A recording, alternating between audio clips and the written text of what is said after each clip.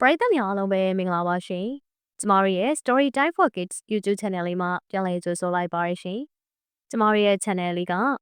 ပညာပေးကာတွန်းဗီဒီယိုကောင်းများစွာကိုတင်ဆက်ပေးနေတဲ့ Channel လေးပဲဖြစ်ပါရရှင်။ကျမတို့ရဲ့ Channel လေးကို Like and Subscribe လုပ်ပြီးအားပေးကြဖို့အတွက်လည်းတောင်းဆိုလိုက်ပါစေရှင်။ပါနီပူရီရမယ်နော်။ပါနီပူရီချင်းကန်ဇက်တွေရမယ်။ရာဂျူရောင်းနဲ့ပါနီပူရီချင်းကန်ဇက်တွေရမယ်။ချင်းချင်းဆက်ဆက်လေးစားခြင်းနဲ့ဆိုရင်တော့ထွက်လာခဲ့ကြဟေ့။ခဏအကြာမှာတော့အိမ်တဲကလူတွေအပြင်ကိုထွက်လာခဲ့ကြပါတယ်။ပါနီပူရီတဲကလည်းသူတို့ကိုတွေ့ရအခါမှာရပ်တန့်လိုက်ပါတယ်။အကိုရေနောက်နေလာမယ်ဆိုရင်လည်းမနက်စောစောစီစီလာခဲ့လေ။အခုရာသီဥတုကအတော်လေးပူလာပြီဗျ။ခမရတို့ကလည်းကျွန်တော်အစောကြီးလာလို့ပဲဖြစ်မလဲ။ကျွန်တော်မနက်အစောကြီးတွေကထပြီးဒီအလုပ်တွေအားလုံးပြီးအောင်လုပ်နေရတာဗျ။မနက်ဆိုရင်အစောကြီးထပြီးလက်လက်ဆက်ဆက်ဟင်းသီးဟင်းရွက်တွေဝယ်ဖို့အတွက်ဈေးကိုသွားရတယ်။ပြန်လာတဲ့ခါကျရင်တော့မုတ်တွေပြင်ဆင်ရတယ်။ခမရတို့အရသာရှိရှိစားလို့ရအောင်လို့အချင်းရီကိုလည်းကျွန်တော်ပဲလုပ်တာတော်ပြီရှင်တို့ကလည်းစကားအများများတာပဲကျမအရင်ကစားချင်နေပြီကျမအတွက်ပါနီပူရီအများဆုံးထည့်ပေးလိုက်တော့ဒါရီစားပြီးသွားတဲ့ခါကျရင်နောက်တစ်မျိုးစားရအောင်မယ်ဟုတ်ကဲ့ပါအတော်ရဲ့ခဏလေးပဲစောင့်တော့ကျွန်တော်အခုချက်ချင်းလုပ်ပေးမယ်ဒီလိုနဲ့ပါနီပူရီတွေကလည်းသူ့ဆိုင်ကဝယ်သူတအိုးချင်းစီကိုမုတ်တွေထည့်ပြီးကျွေးနေခဲ့ပါတယ်ဒီအချိန်မှာဝရန်တာမှာချွေးမလီအောင်ရပ်ပြီးဒါရီကိုမြင်တွေ့နေခဲ့ပါတယ်ရှောင်းမကြီးမုတ်တွေကစားလို့ကောင်းမဲ့ပုံစံပဲနော်မုတ်တွေကိုတွေးလိုက်တော့ကျမတရီတောင်ကြနေပြီဒါဆိုရင်နင်တို့ကဘာလို့စောင့်နေကြသေးရလဲရှက်ကြည့်နေကြတဲ့ဒုက္ခပဲငါတို့အားလုံးအမြန်အောက်ကိုဆင်းကြမယ်လေဒီလိုနဲ့၄ယောက်သာအောက်ကိုအမြန်ဆုံးပြေးဆင်းလာခဲ့ပြီးနောက်မှာတော့မုတ်တွေကိုအမြန်လူပြီးစားတော့ကြပါရီကြည်နေနဲ့၄ယောက်လုံးကအားလုံးရဲ့ပကံတွေကမုတ်တွေကိုစားတော့ခဲကြပါပြီကောင်းနေဟေးအရသာရှိလိုက်တာချင်းဆက်ဆက်နဲ့ထိမိနေရပဲဒီလိုအရသာမျိုးကိုပဲတောင်းတနေတာအကိုဆိုင်ကပါနီပူရီကတကယ်ကိုအရှမ်းအရသာရှိရပဲကျမတို့ကတော့တအားကြိုက်တယ်ရှင်ဒါနဲ့ရှင်ဘာလုပ်နေရလဲကျမတို့အတွက်မုတ်တွေထပ်ပြီးတော့ထည့်ပေးအောင်လေရက်ကြည့်နေကျမတရေတွေကြလာပြီရှင်အမြန်လို့အဲ့ဒီမှာစားနေတဲ့တခြားသူတွေကတော့သူတို့၄ယောက်ကိုပဲပြူးပြီးတော့ကြည့်နေကြပါရီဒေါသတွေလည်းအလုံးအထွက်နေခဲ့ရပေါ့ဟဲ့နင်တို့၄ယောက်ယူနေကြရလားအုံနောက်ပြက်ကုန်ကြပြီလားငါတို့ပကံထဲမှာရှိတဲ့မုတ်တွေကိုဘာဖြစ်လို့ယူပြီးတော့စားလိုက်ရတာလဲနင်တို့စားကြတယ်ဆိုရင်တော့ကိုယ့်အကိုဝယ်စားကြပါလားအေးလေဟုတ်တယ်နင်တို့၄ယောက်ကလူတွေလားတလိမ့်ဆန်တွေလားဘာတွေလဲတခြားမုတ်တွေကိုငါတို့အရင်စားမယ်ငါတို့ကိုပဲအရင်ကျွေးရာကျူရေငါတို့ပြောတာကြားလားငါတို့အရင်လာတာနော်မရဘူးကျမတို့၄ယောက်မစားမချင်းပဲသူမှမစားရဘူးကျမတို့၄ယောက်စားပြီးသွားတော့မှစားရမယ်အမလေးဟဲ့ဒီလိုလုပ်လို့ရစီရလားနင်တို့ကဘာတွေမှုလို့လဲရှာရဲကိစ္စမရှိဘူးနင်တို့ကိုအရင်ဆုံးထည့်ပေးလိုက်သူတို့စားတော့နေတဲ့ပကံတွေကနေပြီးတော့ပဲငါတို့လူပြီးတော့စားမှာဟာမဟုတ်တာငါတို့ပကံတွေကလူပြီးတော့မစားပါနဲ့မင်းတို့ကိုပဲမုတ်တွေအမြန်ဆုံးထည့်ပေးလိုက်တော့ရာဂျူကသူတို့ချွေမ၄ယောက်စလုံးကိုမုတ်တွေအမြန်ဆုံးတပွဲစီပြင်ပေးခဲ့ပါရီမုတ်တွေပြင်ပေးတာနဲ့သူတို့ကလည်းမုတ်တွေကိုတလောက်ထဲအမြန်စားတော့ဖြစ်ခဲ့ကြပါရီအားလုံးကလည်းသူတို့ကိုကြည့်ပြီးမျက်လုံးပြူးနေကြတာပေါ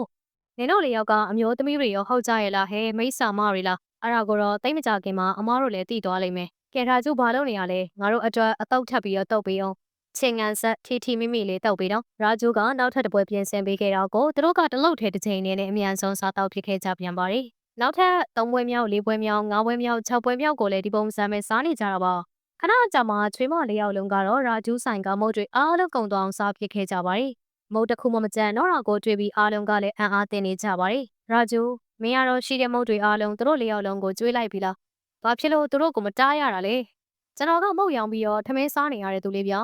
ာကျွန်တော်ရဲ့စီးပွားရေးပဲသူတို့၄ယောက်လုံးကိုကျွန်တော်ဘာဖြစ်လို့တားရမှာလဲမှန်တယ်နင်ပြောတာမှန်တယ်နောက်နေ့ကြားလို့ရှင်လဲအခုလိုမျိုးအရသာရှိတဲ့မုတ်တွေကိုအမြဲတမ်းယူလာပြီးတော့ရောင်းသီးလားငါတို့အားပေးမယ်ဟုတ်ကဲ့ကျေးဇူးတင်ပါတယ်အမတို့ကြီးပြောပြီးနောက်မှာတော့ရာဂျူလည်းထွက်ခွာသွားခဲ့ပါရီရက်ကွက်ထဲကတခြားသူတွေကတော့မုတ်ကိုတောင်မစားရဘဲနဲ့အိမ်ကိုပြန်သွားကြရတဲ့အတွက်စိတ်မသက်မသာဖြစ်နေကြပါရီယနေ့ကမှရက်ကွက်ထဲကအမျိုးသမီးတချို့ကသူတို့ရဲ့အိမ်ကိုရောက်ရှိလာခဲ့ပြီးတိုင်တန်းပြောဆိုကြပါရ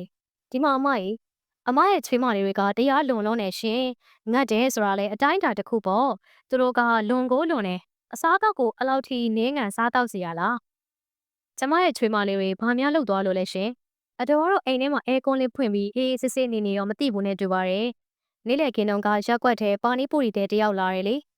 အတော်ရဲ့ချွေးမလေးတွေအားလုံးလာပြီးတဆိုင်လုံးပြောင်းသွားအောင်စားတော့ပြလိုက်ကြတာကျမတို့စားဖို့တော့မကြံဘူးရှင်နင်တို့ကလည်းဟဲစကားပြောမယ်ဆိုရင်လည်းစဉ်းစားပြီးပြောယူနေကြတာလာ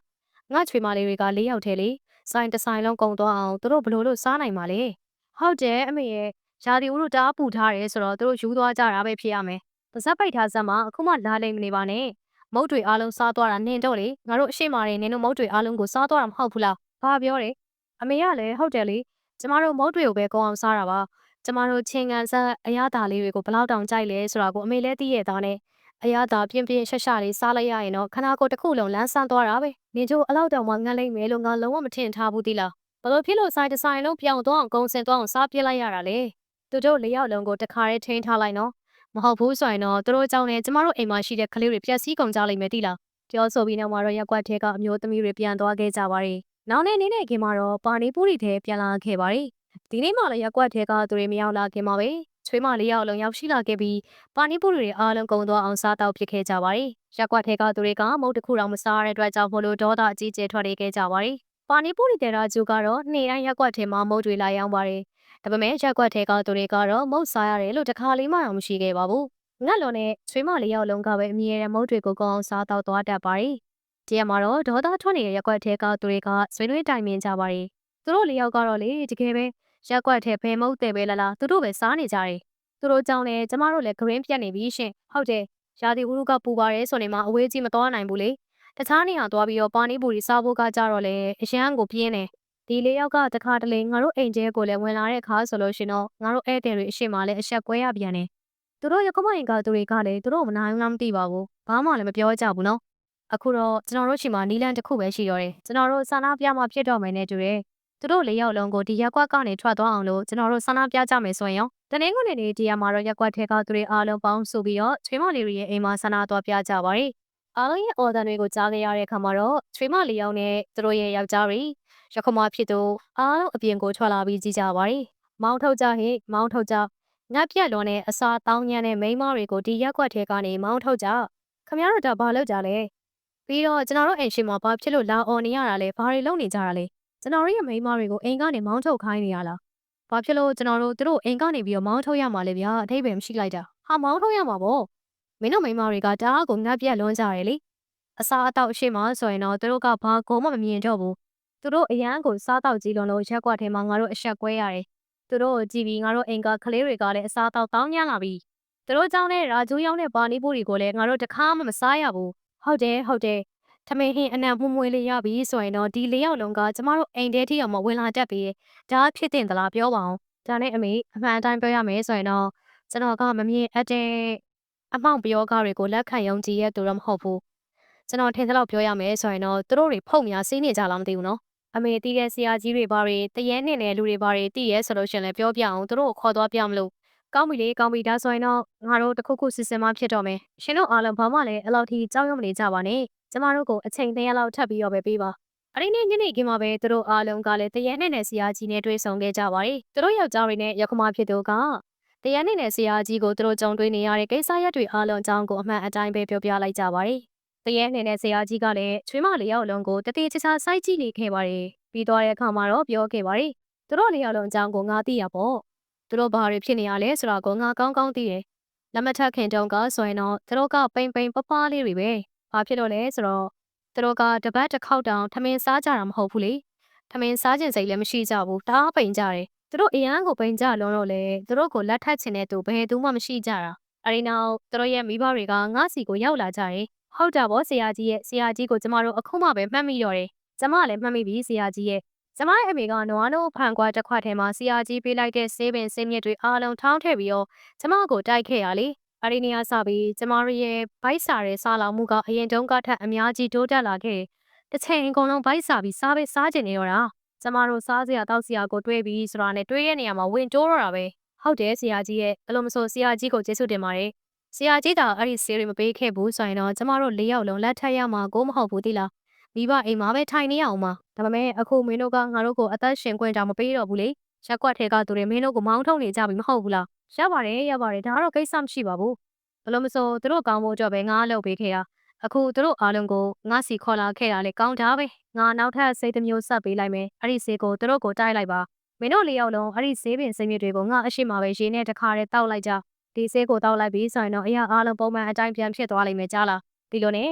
ချွေးမ၄ယောက်လုံးကလည်းဆရာကြီးတိုက်တဲ့ဆေးပင်စိတ်မြစ်တွေကိုတခါတည်းတောက်သုံးခဲ့ကြပြီးအိမ်ကိုပြန်လာခဲ့လိုက်ကြပါတယ်နောက်နေ့မှာတော့ရက်ကွက်ထဲကိုပါနီပူရီတဲ့ပြန်လည်ရောက်ရှိလာခဲ့ပါတယ် ဒီအချိန်မှာချွေးမလေးယောက်လုံးကဝရန်တာမှာတိတ်တိတ်လေးရက်ပြီးတော့ကြီးနေကြပါတယ်ကဲဘလို့ဖြစ်တာလဲနင်တို့လေးယောက်ဒီနေ့မုတ်တွေဘာတွေလာမစားကြတော့ဘူးလားစားပါရှင်စားပါမစားရတာကြပြီမလားအားလုံးအေးအေးဆေးဆေးစားကြအမေထူးဆန်းလိုက်လားဒီနေ့ငါတို့အေးအေးဆေးဆေးမုတ်တွေစားလို့ရပြီနဲ့တူတယ်ဒီအချိန်မှာသူတို့ယောက်ျားတွေနဲ့ရောက်ခမဖြစ်သူရောက်ရှိလာခဲ့ပါတယ်တော်သေးရပါဆရာကြီးပေးလိုက်တဲ့ဆေးပင်ဆေးရွက်တွေကအတော်လေးအသုံးဝင်သွားတယ်နော်သူတို့အခုထပ်ပြီးတော့မုတ်တွေအများကြီးမစားကြတော့ဘူးဒီလိုနဲ့အရင်ကစပြီးချွေးမလေးတွေကလည်းမုံမြင်တိုင်းငငန်းတက်မစားကျင်ကြတော့ပါဘူးရက်ကွက်ထဲကသူတွေကလည်းပျော်ရွှင်အေးချမ်းစွာနဲ့နေထိုင်နိုင်သွားခဲ့ကြပါတော့တယ်